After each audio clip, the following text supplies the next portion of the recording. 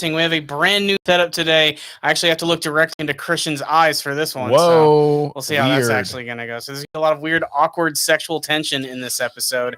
That's not where I would have gone with it. And by the thanks way, for silencing your cell phone as we go live. Look, I just got this phone last week. I wanted to do a whole segment on that, Corey. I don't know if I want to do a whole segment on that. That's a boring way to start the show. I'm still learning the settings. I Corey got it set one to of the vibrate new only, but it still makes the goofy, reading rainbow sound. Yeah, you got one of the new flagship Samsung Galaxy, whatever. The flagship. I'm just saying, you had to buy a nice billboard of the Samsung phone world. Joe Rogan's talking about them every day. That is true. And I'm not going to lie, it has changed my life. And what I love about it is, having a new phone is great because you get to see things in a brand new way. There's new clarity. And this might be the first time that I've ever read Dragon Ball Super on a phone and really enjoyed it. And I think that's a pretty good segue into our first topic of the day here. I'm going to probably do a more proper review on the chapter, but we got to talk about this latest chapter of Dragon Ball Super, which is Vegeta's brand new form, which is miraculous because it's basically just not having eyebrows anymore. Well, I like that they used the Super Saiyan 3 reference to the form, but essentially they just are, I don't want to say they're desperate, but in Dragon Ball Super, they definitely have the rules of transformations for Saiyans, which is their hair gets longer, their eyebrows change, or they get more buff, or they get more lean. Pretty much, yeah. And that's it. So they only get to pull from those cards. Yeah. So now they're giving purple hair, which I've seen some people color. We assume it's purple because there's a huge theory out there. We'll talk about that in a minute. The purple hair theory. Prince is back. Purple Rain. And Purple Rain Vegeta. Purple Rain Vegeta. And it just, so they combined. They're like, hey, we'll attack called This Is What It Sounds Like When Doves Cry. That'd be pretty freaking I don't get that reference, but I'm not a huge Prince fan. So that's probably why. You need to put Prince on your Spotify as soon as you get home. That's right. Hey guys, if Friday you haven't, like and subscribe. If you're here, we appreciate hit the bell for all our notifications. Thanks for watching today. But the new chapter of Dragon Ball Super was great. I really enjoyed it because we got a new transformation, and two, Vegeta's finally getting some limelight, and it's not all Goku. Goku's watching while dying, and I'm like, good, stay right there, right there, Goku. Don't involve yourself in this fight anymore. And I also like the fact that Vegeta's just getting a new transformation first, and it's not just a better version of a transformation that already exists. Like he didn't get Vegeta's starting to get Ultra Instinct. Exactly.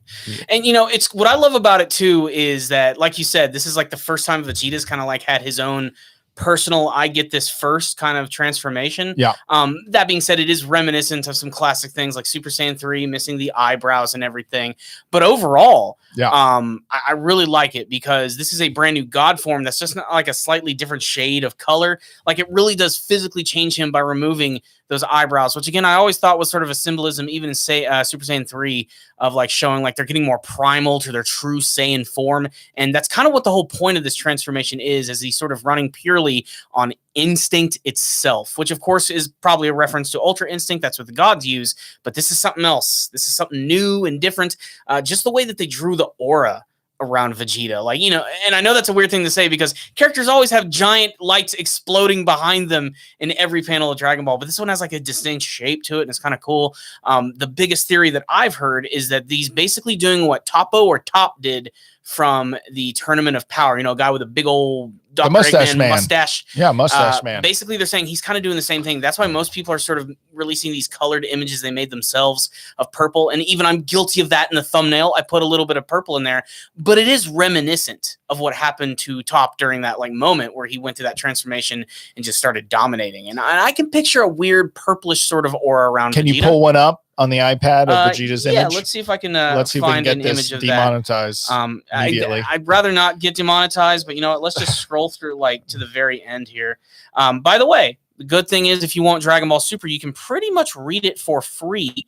Just go to the last page. Don't show the whole thing. Yeah, I'm just going to run through this real quick, get to the end. By the way, this whole chapter just has some gnarly action, I think, the entire time. And also, I think underappreciated is the dialogue. Vegeta just saying, hey, man, I'm enjoying this. Yeah. Because I just get to let loose, and who cares if I kill this planet? Who cares? He's like, just a fight. That's all that matters. And also his whole thing saying, yeah, you might be stronger, but, the cleverest one wins. Yeah. So here's a really good look at it. This is basically the final page. Spoiler alert. Can you zoom in? Yeah, I can go in there a little bit. Yes, I know the rules. But yeah, we got Vegeta here. And again, the first thing I thought is, oh, it's kind of like Super Saiyan 3. He just doesn't have the long hair, which frankly, I always thought the long hair was kind of stupid. I like it. I like it. That's your opinion. I thought it was. I like it. I like it because it was kind of cool. It was always like, oh, whoa, that's the craziest hair version. You know, my favorite thing about it was watching Goku get like a fucking hernia while he was transforming. Like that was my favorite thing about Super Saiyan 3. But it's pretty gnarly overall. Like I really do like it. But again, this is just such a simple chapter. You wait a whole month, and I guess I shouldn't be complaining. Well, you got a brand new Super Saiyan, bro. Got a brand new Super Saiyan form, which sometimes I can be skeptical of, but I mean, I'm digging it. I think it's actually pretty freaking sweet. But again, the whole chapter was pretty much just more of the same, though. I mean, Granola is tanking hits left and right, and he's still super powerful in the Ultimate Warrior, but Vegeta was giving him a run for his money in this chapter. But it all led to that great moment where he has these really cool finishing off moves, like the 1-inch punch or like the poking you with the fingers in it. And he like rips through his Saiyan armor. Yeah. And that final shot was awesome. And it didn't even phase Vegeta. You can almost see him getting a stiffy in that moment as he's ready to fight. Well, he just realizes it's all on the line. He has to fight well because this guy could kill him. Mm-hmm. And a Saiyan likes that. A real battle. Exactly. And I do like that Vegeta's actually talking to him. He's like, look, man, I was a kid when my bros came to your planet and fucked it up during their big frat party. Like, I'm sorry, man. It's not my fault. It's not my fault. That's just the way it's going to be. But still, it's all about that transformation. I like that you reference Topo and you say like, hey, remember how his final form was him like accessing God powers and sort of like powering up. I think that's essentially what Vegeta's doing. Yeah. He's just like mixing a Super Saiyan, sprinkle on it. I mean, or it could be something completely new. It's hard to say. Again, what I love about it is that it's different and new at the same time. Like Vegeta's form, if you want to call it one, at the end of the Tournament of Power was effectively a slightly different shade of blue, and his eyes got a little brighter. Well, I call it kind of like what they did with Cell, where they kind of made it like a Super Saiyan 1 extra. Yeah. Where they got buffed, but they got slower. Mm-hmm. Except that didn't really happen to Vegeta.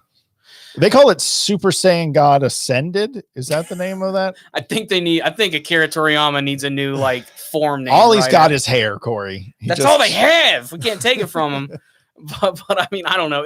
I'm starting to lose track of all these. I mean, there's Super Saiyan. I just feel bad because they always are making T-shirts with Goku with all of his transformations. And in 6 months, one. I wish I was wearing that right now. Yeah, and in 6 months it'll be outdated. T-shirt. Yeah, probably. That's why I'm like, fuck, don't just stop adding the forms. We can't fit enough of these dudes on this shirt at this point. I think we're at, and I hate even saying it because it makes me sad to imagine it, endgame on Dragon Ball, in the sense that like there's no more forms after this. We're sort of there. I think there'll always be a new form. You're right. I don't even know what I'm saying. Or like, maybe get away from Vegeta and Goku and give Piccolo a new form. I want Pan to have an arc. Yeah, way. That's how we got GT, bro. Yeah, that's how we got He-Man. Masters of the Universe Revelation. You want to talk about that? No, we'll talk about that in a little bit. But just final thoughts on this form, what you hope it's going to do, other than the transformation itself. I hope it's strong and it fights good. Yeah. Okay. No, really. Chris Farley show style. I liked it. But I think that this is an important moment for this arc. Look, Vegeta has to start winning this fight, or else that guy really is going to be the strongest, and that's that. Mm-hmm. And that's not where they're going with the story. Like, if you think about it just as storytelling, that's not what's going to happen. Mm-hmm. What's going to happen is, and I still think this is going to be the ultimate evolution of the character of Vegeta, is he's going to win and not kill the guy. And just say, hey, we need to talk now.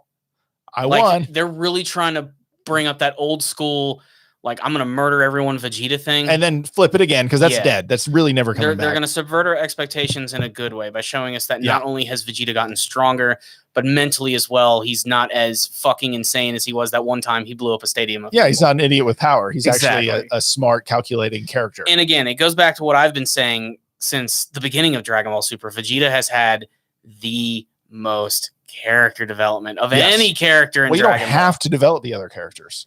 Vegeta's the only one to do it with. Yeah. What are you going to do? Make Bulma like more progressive? Like, what are we doing here? Like, what do we like? How do we do that? Bulma more progressive. Yeah. I don't know. She have blue hair. Jeez, man. I'm just saying, who do you develop? Goku gets smarter. I mean, there's still Gohan. I still think there's potential. Oh, he reads more books. Like, what are we? Like I said, it's annoying that they turned him into that character, but I still think there's so much potential for Gohan in the future. I think it can happen. Yeah, you know, but it's up to the creators of the series to do that. For now, it's still the Goku and Vegeta show. But and I'm okay with that. Yeah, I'm still okay with that, and I like his new form. Mm-hmm. I just hope. My true hope for Vegeta is that he evolves as a character, understands this guy's being tricked, still beats him, but at the end says, "Hey, we need to just talk and stop fighting because these dudes that brought us here are probably the bad guys." Mm-hmm.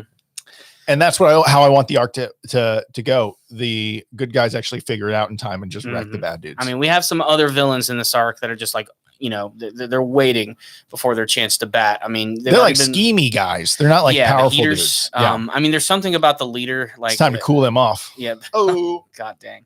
And that's Frieza. You know, Frieza's going to probably get involved in this arc as well, which I think is great. I always like conflicting villains in arc. I always think that's an interesting thing to do. But Vegeta, I'm excited for the new form. I can't wait to see Caveman Vegeta kick some ass. I want some, again, I say this with almost every, like, you know, thing I want to see for the future of Dragon Ball Super. I want some new techniques. Yeah. I mean, I want to see some badass punches and kicks. A new form is not a new technique. Yeah. That's different. It is. That's something to point out. That is something that I'm always excited to see. I loved it at the end of the Moro arc, as contentious and weird as it was for a lot of people. I love new techniques, especially in the series that's been going on for so long. We need more refreshing material. Otherwise, I pretty much really loved this chapter. So yeah, good stuff right there. But let's go on to something else, something that's not very loved. And I know you don't really care about this. Are we talking about He-Man? We're talking about fucking He-Man. Hey, guys, if you're enjoying the stream, like it and get in the chat and ask us some questions. Mm-hmm. So I like He-Man. Corey's about to go in on He-Man, guys. I had a unique thing growing up. You know, I had a lot of friends who didn't have older brothers. And since I had an older brother who grew up in the literally 1980, he was fully exposed to the introduction and amazingness that is the Masters of the Universe, which is one of the biggest icons of the 80s, and he loved those toys. But then I was born in the mid 80s, so I kind of got all of his hand-me-downs. So my first real action figures were a He-Man and a Skeletor. And it's never been the same, obviously, since. Now you remember, I'm a fucking 3-year-old kid, so the first thing I see is the He-Man stuff. That was like my first exposure to what action figures truly were. Yeah, and I loved it ever since. For me, it's a guilty pleasure. I'm not here to say that the original show is a masterpiece, because it's fucking not. I actually think it's really bad, and I can't even really watch it anymore. I don't even like the show of He-Man. Yeah, I like the meme of He-Man. You like the myth, if you will, of He-Man, not the. Like, I like the idea of He-Man more than I've ever watched 10 minutes of the actual show. Yeah. Let me put that out there. Like I said, it ain't. And I'm sure I'm not alone. It is nothing to write home about, I assure you. Oh, it is deep, I'm sure. But I love the stupid created lore of Masters of the Universe. And I love how long it's endured as this icon of... It is dark fantasy at its finest, just like Lord of the Rings. Exactly. Even though the cartoon itself is not dark at all. But the basis of the original toys and stuff, which if you want to learn more about He-Man, please watch The Toys That Made Us. That's a great series, because the series spawned from toys. Like, this is what this is all about. And it's merchandising. It's about these hustlers who came up with this idea. How can we assault these kids' minds and give them something they don't even know what they want? And they did all these test groups to create these action figures, which blew up. It was basically the beginning of the stuff we collect nowadays. So I have a lot of respect for He-Man. It's something that was an important part of my childhood. I had a lot of the other toys as well before I moved on to the Ninja Turtles. And Kevin Smith, who I have a love-hate relationship with because I love a lot of his work. I love Clerks and all of his other movies. There was that one time we went to go see the guy live. And it wasn't like a stand-up thing. It was just him telling stories and having fun. And it was great. Yeah. He's a total cool dude. But over the last couple of years, I think he's starting to lose it a little bit. And I know what's going on. He's living with too many women. There we go. Shouldn't say that out loud. But the point is, it's just, I feel like he's getting very influenced by the machine of Hollywood to why don't you explain what's wrong with the show before we just I'm going to be very brief on this because everybody's talking about it. Yeah. So this is like the big revival of the classic show. It's supposed to be a continuation / reboot, whatever you want to freaking call it. But He-Man for the contemporary day. And it's made by Kevin Smith. And he's a great director. He's a pretty good director. I'm not going to say great, but he has a respect for comics and sci-fi and all that nerdy stuff. So I got really excited when I heard he's going to make a new He-Man show, and it's going to have the same people who animated Castlevania. Yep. Sign me the hell up. This is going to be awesome. And Castlevania was a fun watch. It was great. Yep. And I'm so excited to see that, with an American kind of thing. And I was excited for it. And then all these rumors started coming out that this new show was going to go in a bold direction by not focusing on the main character, He-Man. Can you pull up a picture of her? Yeah. I'm sure she's got to be there somewhere. Well, here we are right here. Here she is. This is Teela, who is always been like kind of a classic sidekick of He-Man. And I liked Teela. She definitely wasn't my favorite character, but you got to remember, I grew up in the 80s watching a cartoon series and action figures, which were geared to little boys. Yes. This was a super masculine, machismo kind of style of show. Like that was despite the fact that it was like despite the fact that it was the gayest thing ever, it was still like the most manliest thing at the time. You know? And it sort of like shaped us.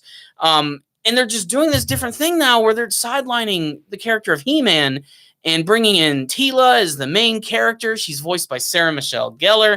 The minute I heard she was going to be voicing that character, that's when I knew the rumors were true, because they're not going to hire Sarah Michelle Gellar to do some small role that only has 5 lines. Only Rick and Morty would do that. Only they would do that. And they're amazing for doing it. They got Steve Buscemi to talk for like 30 seconds, and like that was it. That was genius. But a lot of the rumors were saying that He-Man was going to be sidelined, and it was going to focus on her and her whole journey of turning into a super modern feminist with the half-shaved head and the hair combed over. And look at that. That's exactly what's going on there. But I watched the first couple of episodes this morning. I woke up excited. I never wake up early to do this, but I wanted to just see what was going on. And God help me, the animation in the show is awesome. It looks really cool. The action is so stupid. And classic Masters of the Universe, the things they say, the dialogue is so stupid cheesy.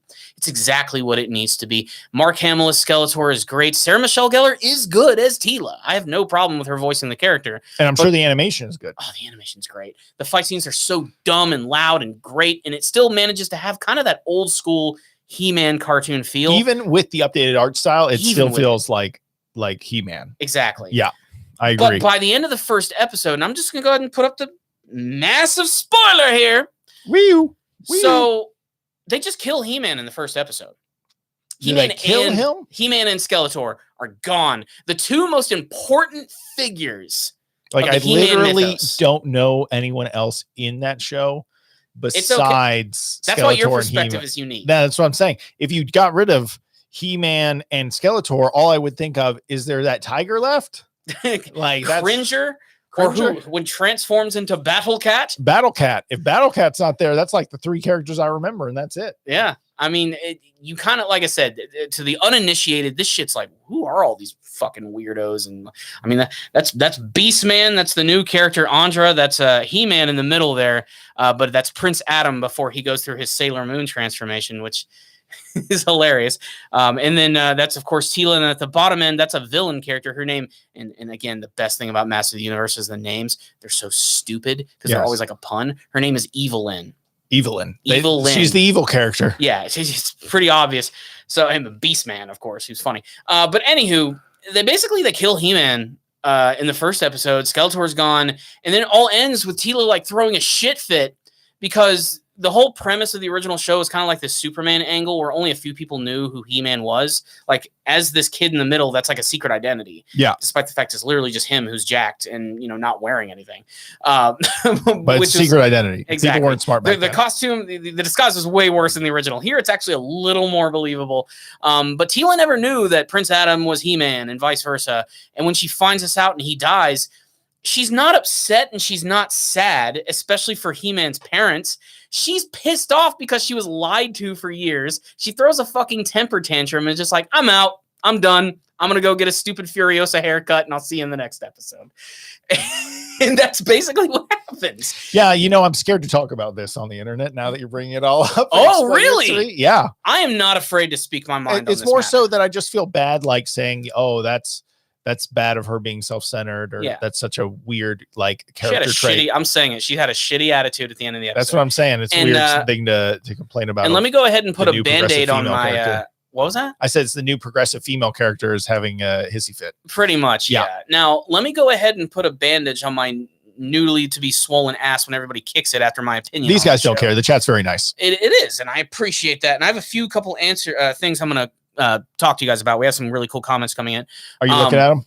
Yeah. I am looking at them. So, I love strong female characters. I've talked about this many times. Anything from Alien to Terminator. My favorite video game character is Samus Aran from Metroid. Yeah, you're such a Samus fanboy. Like, I love Metroid. I just love her character so much. I love Kill Bill. I love strong female characters. Yes. And I think when they're done correctly and they're integral to a story, they're important. But this would be like if they're like, hey, here's the new Spider-Man movie, but it's about Aunt May. Isn't that May great? Show. Didn't you want Aunt May? Haven't you been waiting so long to see her epic adventures of breaking her hip on the way to the grocery store? It's that type of crap. That's the feeling I got from this. It's like, I don't give a fuck about Tila. I don't care what she's going on through. I've been waiting years for a new He-Man thing that doesn't suck. By the way, there was a cartoon that came out in the early 2000s. No one watched it. It was good. Check it out. But this is like the classic continuation. I was so excited for it. I'm like, Kevin Smith's in it. Good animation. And they sidelined the two most important characters. Just that alone. Now, I need to stress, it could get better. I'm going to watch the rest. Because there's only 5 episodes for the first half. Oh, and they slowly releasing it? Yeah, they're going to do 2 chunks. The first one's 5 episodes. Next chunk, 5 episodes. That's what you're going to get. 10 episodes total. And it ends supposedly... Yeah, the first one's 5. So I need to see the next 3 episodes. Because it might get better. Yeah. Maybe He-Man comes back. I hope he fucking does. And I really hope Skeletor comes back. Because that's what I really watch Masters of the Universe for. I don't give a fuck about it. You got Skeletor on your desk. Yeah, Skeletor is the best thing about the show. And Mark Hamill, he's barely in it, in the first episode. And but he's great. Going, man. Yeah, he's great. He embodies that character. So great. I will say this. If you're curious, check it out. You might see some cool action, and you might think this is the dumbest crap I've ever seen. Like I said, it sucks because I'm like the only person who grew up and like none of my other friends were into He-Man. And let's riff on some comments. Yeah, we need to do that because we got some coming in here. And by the way, everybody, thank you for watching today. Yes, it really means a lot. Thank you for the likes. Again, someone asked about the chapter of Boruto lately. I'm going to do a whole separate video for that. I didn't watch that yet or read Christian he wouldn't be able to contribute much. I mean, he could barely contribute to the He-Man thing, and I apologize for that. No, I like it. But I wanted to give I love crapping on some Fury Rosa cuts. But I'm definitely going to do like a full review of Boruto. There is a little gnat, and it is pissing me off. I'm going to do a full review of Boruto probably over the weekend, so it's pretty good. Someone said there's a new Dragon Ball movie that was announced today, and it's going to be in all CGI. What? I don't know. I feel like here. Google that on the iPad. There's one place to look it up. I'm going to go. I'm going to get off anime. That. Yeah, so new Space Jam. I have not watched it yet, but I've heard mixed things. I've heard it's a good kids movie. I've also heard it's insulting to the original. And guess what? That guy will never be Michael Jordan. And I said it. Ooh, I mean, it's true.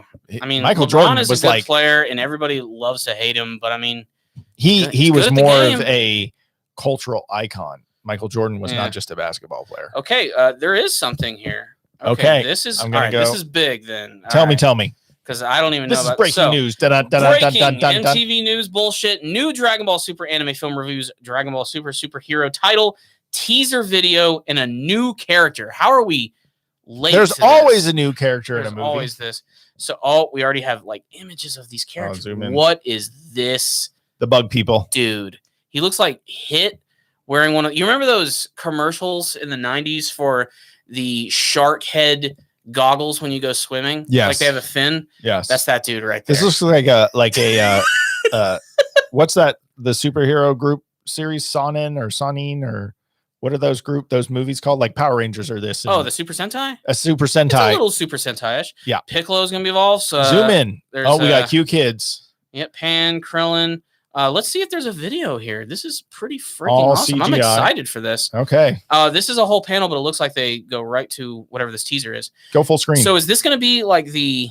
Go full screen. Is this going to be like the... Oh, no. It's fine. I see it on screen. Right, I see it too. Yeah. It's CG? Interesting. It doesn't look bad, though. I'll be honest. It doesn't look that bad. Dragon Ball Superhero. That's all we showed. Just Goku doing his fighting pose. So this... I'm assuming this is the movie. Look, maybe this makes them make the show faster if it goes 3D. I don't know. That's an interesting theory. I've heard is that it's just real? As difficult, I'm just saying a thing. Wow. I mean, I don't know what to say really outside of holy crap, we're getting our first major look at the film. Dragon Ball Superhero. I'm assuming this is going to be our titular hero. Or heroes, because there's 1, 2. They're 2 different guys actually. I don't think there's 3 guys. Each fin corresponds to their number. See how like there's the 1 and there's the 2? Yeah, I see that. I'm saying there's not 3 guys though. It's only 2 guys. Yeah, they just show them from the blue guy gets 2 angles. Yeah. Okay, so we have our new character who's unnamed. I mean, his design is so classic Akira Toriyama. It's I dig it. Yeah. Shit, I'm really liking it. Anytime they put out new Dragon Ball content, I'm down. I'm a fanboy. I just hope that. I mean, that little short scene they showed with Goku right there, bouncing around pre-fight, stretch. Yeah. I hope everything else can look as clean. It will. That's it will. This is going to be I'm open to see what they can do for the franchise because I liked what they did with the last one and they completely changed the art style. They might do it again this time and it could be, something really special. I would like if they stuck with that previous style though. I really liked that one. Well, that was like a 90-minute action movie.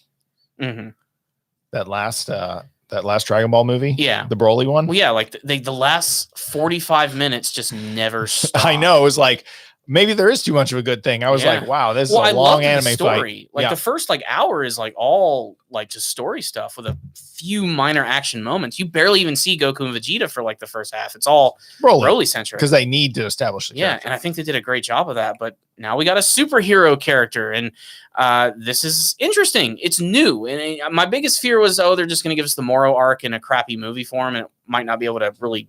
Because I want that in like a whole season. I want them to really, because there's a lot of stuff to cover. Yes, and things they could do, and a lot of like pivotal moments of that arc. Just the Planet Namek moment. I'm very interested to see what time period this movie is going to take place after. Like, is it going to be after our current arc right now with Granola? Will we see Vegeta's caveman form in the movie? Like, is that going to be a thing? No, there's no way. It'll be before. Yeah, they'll find a way to like squeeze it in, maybe right before the Moro arc. It'll start with them training on Beerus' planet, and then there's a disturbance in the force, and they gotta go. We've done this dance before, huh? Yeah, it's too many times. That's basically what it is. But yeah, I'm digging it. It is worth mentioning. Someone did say that Pan is getting older. She is not a baby in this image. That they that is she's it looks like a preschooler or like a kindergartner. So this might take place even longer after than we thought. That's true. Also, moving the timeline forward is not the worst thing in the world. And it says right here, she's in her kindergarten uniform, so she's there we go. Like a couple of years have passed. And I love that they highlight that Piccolo's involved. I want some solid Piccolo action. I want to have an action scene with a side character that makes you go, that was just as fun as to watch as Goku and Vegeta's. Well, I just think that we did get that. I always go back to the Tournament of Power. Mm-hmm. We did get moments like that. None of them were ever as good as the conclusion, but that's because it's the Goku Vegeta show. Yeah, and but yeah, it's still. I think that they're really trying to do that with some of these characters. Yeah, are you at a loss for words because of this? No, it's more so. I like this. It's rare that we get something that we haven't seen that's like Dragon Ball related. Yeah, I know that is kind of rare. This is new stuff. Like this came out today, so this is pretty awesome. I'm excited about it. I definitely love more content with Dragon Ball Super. Oh yeah, I'm always excited for something. I mean, I'm so starved for just the new anime. I want it so bad. I love the manga, I really do, but I don't know. I love watching it and everything they've done with Moro and the Granola arc. Something I didn't even comment on in this chapter today with Vegeta fighting Granola. I loved the locales they went to, like the waterfall and everything. Like that was just really cool looking. I love when they can mix up the way the characters are, like the locations they're fighting in, because it can really add a lot of cool dimensions to this stuff. But I also Dragon Ball think Superhero. I mean, someone just left a comment that Goten and Trunks are now going to age up as well. So maybe they'll get something. Maybe we'll get some new versions of them we've never seen. A big deal when you actually think they have about not really invested much in those characters. No, they haven't. They didn't even bring them to the tournament in a power. No, which is, I mean, they're children, but you know, at the same time, you know, they're basically gods themselves. Yes, they're in a sense, little demigod demon children.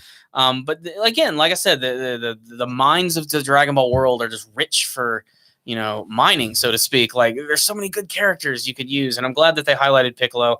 I hope he's important in whatever this is going to be. Yeah, I agree. Dragon Ball Superhero. This is pretty awesome. I just can't wait to see more. That's really okay. So I want to talk about the Steam Deck, Steamy Nicks. So here we go, guys. I want to talk about the Valve has announced their new console. It's called the Steam Deck, not the Stream Deck. Very confusing. It is, considering we use a Stream Deck here at work all the time. And I just find it interesting that if you can pull up one of those big, Corey, and then also I wanted you to find a YouTube video in a moment from a gentleman named ETA Prime. And he reviews retro consoles, and he went and built a console. Like, he bought a bunch of parts that are going to have the same internals as this to try to show its power. Anyway, so what Valve did, Steam did, is they're launching their own handheld called the Steam Deck. And this thing is going to essentially be a handheld PC in a user form that is like comfortable, and it's going to have a battery that can last 4 hours playing a game.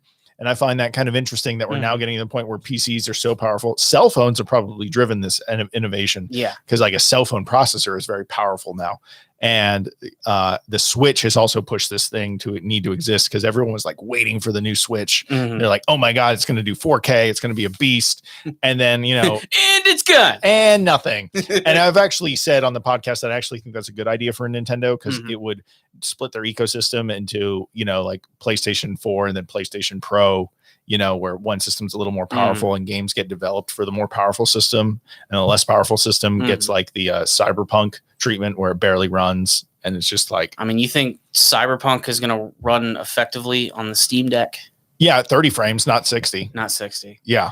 I've become such a frame whore though over the last couple of years. Well, I just think this thing's interesting because, and also it has two USB-Cs, both of which can be used for outputs and inputs or charging ports. Okay. And I mean, this thing is just going to be super powerful. You could have a dock with a mouse and a monitor, and just drop this thing in, and a keyboard, and you can buy these USB-C docks and connect all that stuff to the dock, and then it's a whole PC. Yeah. And I find that kind of interesting. It's less mess for people who aren't as tech savvy. It's going to be really easy to use. Well, if this works in a highly frontier technology buyers, like if someone on the bleeding edge of tech is buying this and it works, there's absolutely going to be a better, faster, easier to use version of this in 5 years from now. Okay, so interesting thing about the Steam Deck, is it like they're definitely making it? Does it have to be backed by so many people? No. Okay. So the way pre-orders are working right now is you just go and you put down $5 and there's 3 versions, and it's pretty only much $5 for a system to reserve a spot to reserve. Oh, so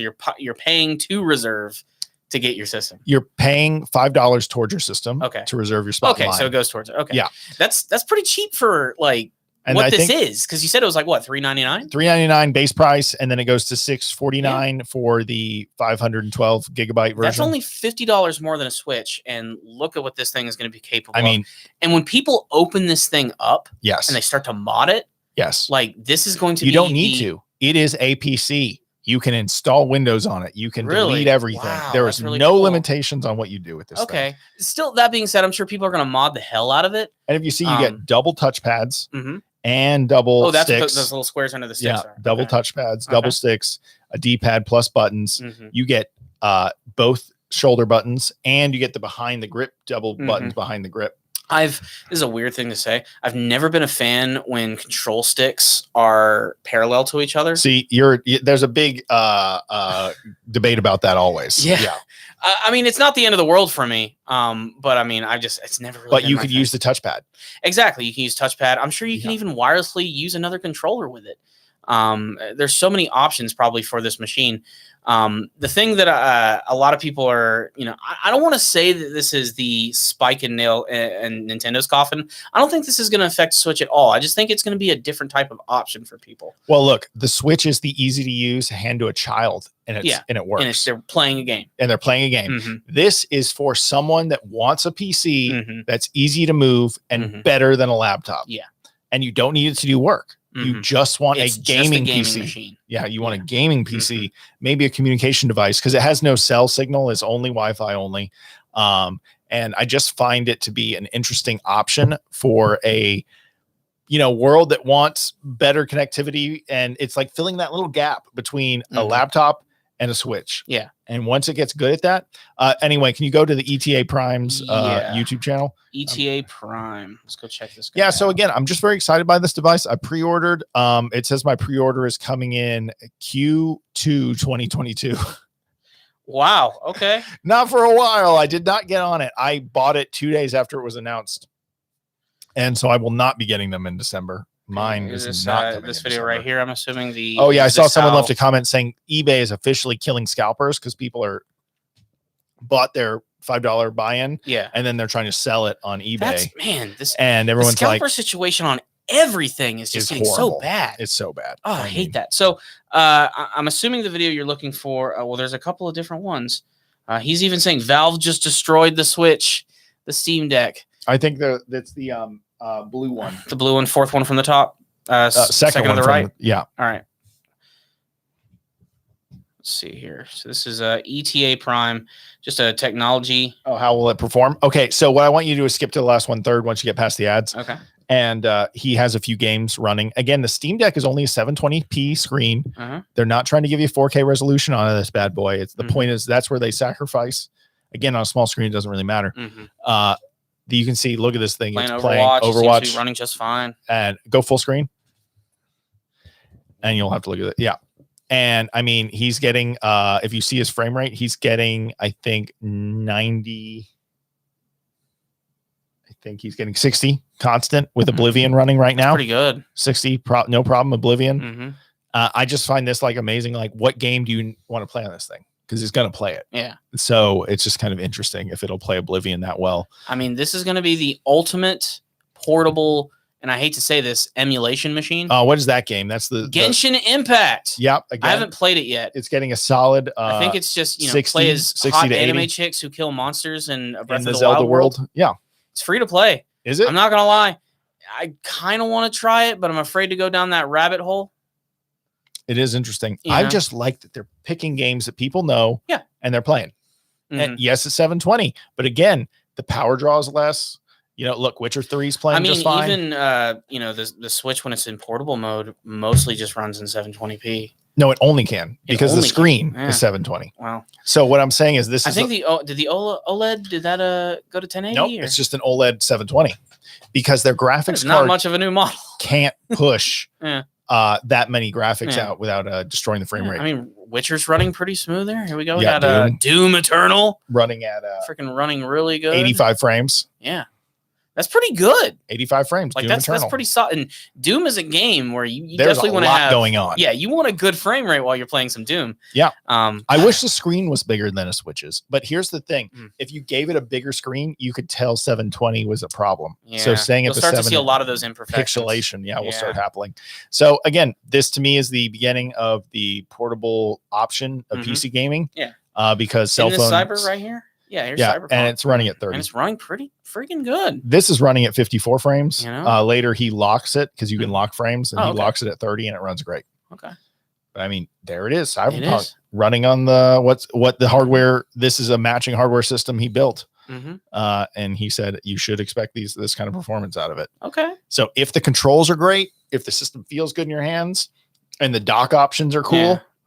I think you're going to be able to take your gaming PC with you all day and then put it in a dock and have a normal desktop experience or take it to your friend's house and drop it like a Switch into a dock and play any sort of Steam game with two Bluetooth controllers. That's awesome. I'm going to be honest, as someone who's always been kind of like chained down to consoles and everything, I've always been intrigued by PC gaming, and you've always been a PC gamer. Yeah, I've always been PC and you've dabbled in console, but this has always been kind of like your source. And for someone who's kind of mildly interested in it, I think, this is you get the idea. Something that I'd like want to get into. I think it would be pretty freaking awesome. It would be pretty freaking awesome. It'd be huge. Huge. Jesus Christ. Anywho, I think that might be the best way to go ahead and wrap this one up today. Sorry if we did not get to all of your questions today. Again, we're going to keep trying up some of these new setups and everything. I think I like this one a lot. You know what I really like about it? Tell me what you really like about it. I like that we each have our own kind of cool background. Yeah. Tell me what you want, what you really, really want. Your own background? Okay, Corey. No, I'm just saying, like, I like that you have the checker pattern behind you. I got the LEDs over here. I don't know. Like I said, we're going to keep sort of mixing and matching and trying to get things a little more smoother. Please make sure to leave us feedback on how everything's been running as far as how it looks, how it sounds. Yeah, we didn't ask you guys how it sounds, but I think it sounded good because I had the headphones in earlier. So I'm pretty sure this one sounded good today. We've been practicing. But again, make sure to like the video, subscribe to the channel for more content just like this one. Make sure to do what everybody on YouTube says, which is to smash the like button. Smash that like button, because I said that means this is going to get 2,000 likes, right? Make it happen. And, if you really want to go that extra mile in supporting our channel, please check out our Patreon. You can make a small monthly donation. First-time donators, I'll review an anime series of your choice. I was supposed to have one out this week. I am desperately going to try to get it up by Sunday. Corey's going to try to get it up. I'm going to try to get it up all weekend. It's going to be crazy, and we'll see what happens.